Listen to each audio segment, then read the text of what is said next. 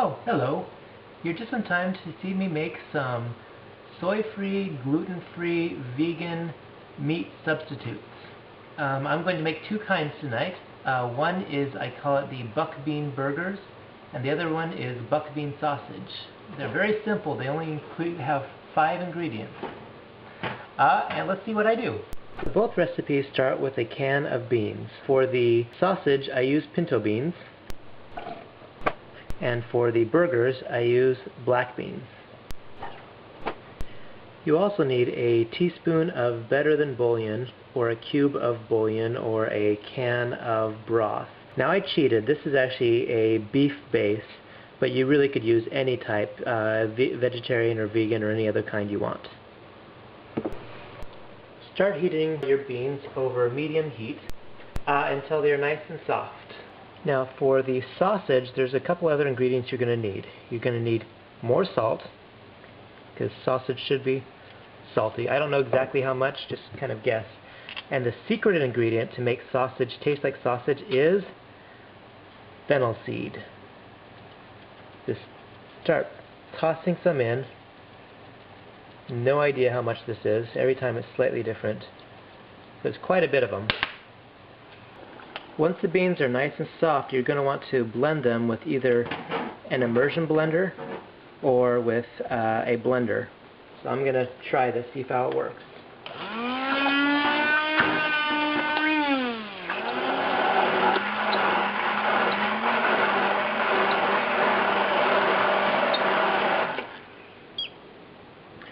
Okay, when you're done, it should have the consistency of refried beans. And by the way, these do make excellent refried beans if you want to stop right here. The next step is a half cup of oats, a half cup of water, and then a half cup of creamy buckwheat hot cereal.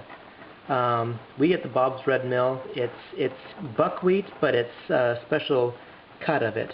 You can find it at health food stores. You might be able to find it at your regular grocery store. Yeah, just look for it. See if you can find it. At this point, start turning it down to low heat or medium-low. Stir it all together. It should be starting to get relatively thick.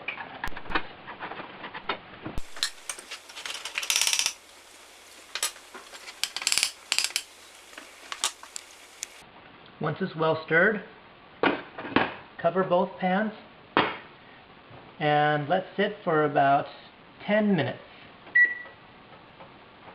Stir it occasionally.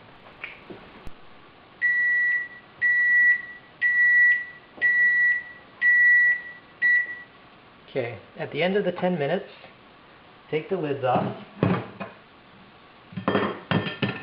remove them from the heat, and let sit for a while. They're going to look something like that.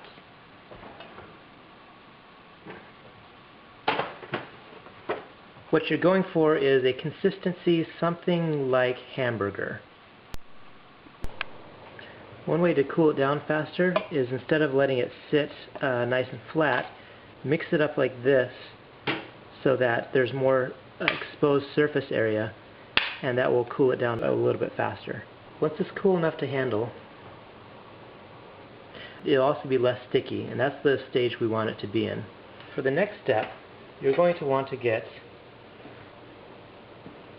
about that much stuff into your hand.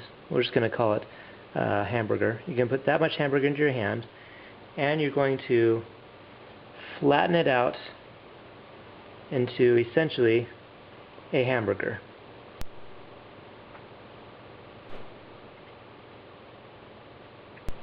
And when you're done, you should have something that looks a lot like a hamburger patty. So put that on a ungreased cookie sheet. I'm just putting aluminum foil on there because we like to keep our pans clean. And you repeat until you use up all the meat.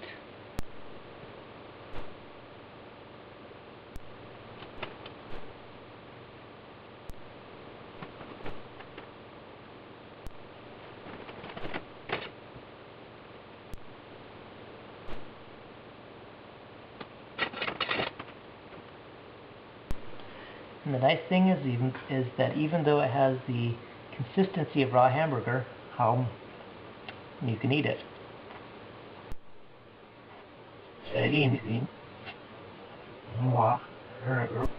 The final stage is to drizzle a little bit of olive oil on the burgers.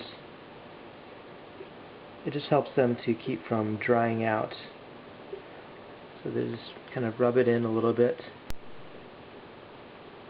From there, you could add a little bit of whatever seasoning that you would regularly put on a burger.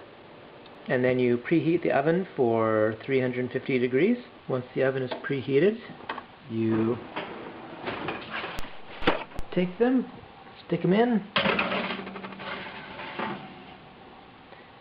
and let them cook for 10 to 15 minutes. And while we're waiting for the hamburgers to get done, we're going to make some sausage. For the sausage, you take your sausage meat, make them into little balls like so, or even maybe slightly smaller like that.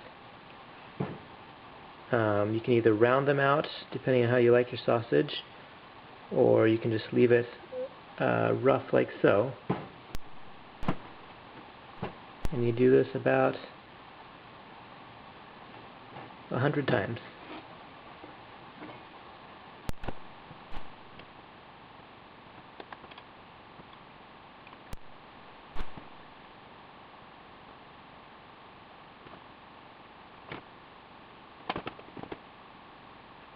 Next, you're going to want to heat up some of your favorite cooking oil in a medium to large pan.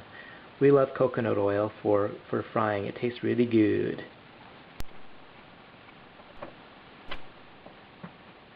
To test the heat, take a little piece of the meat and stick it in. It should start sizzling when you put it in.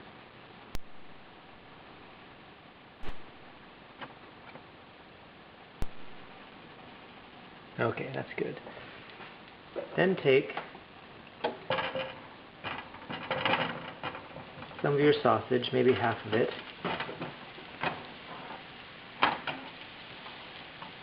and start frying it up in your coconut oil.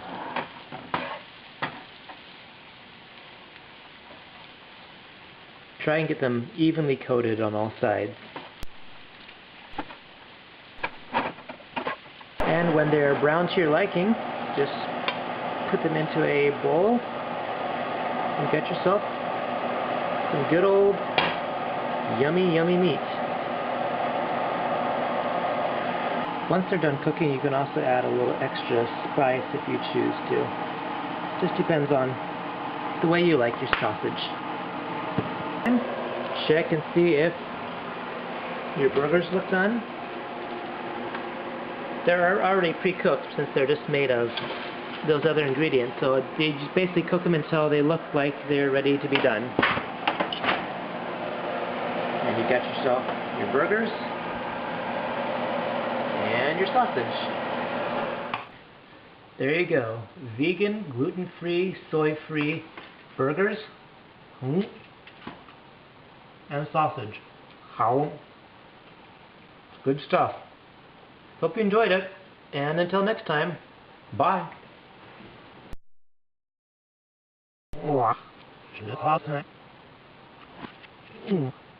Sugar.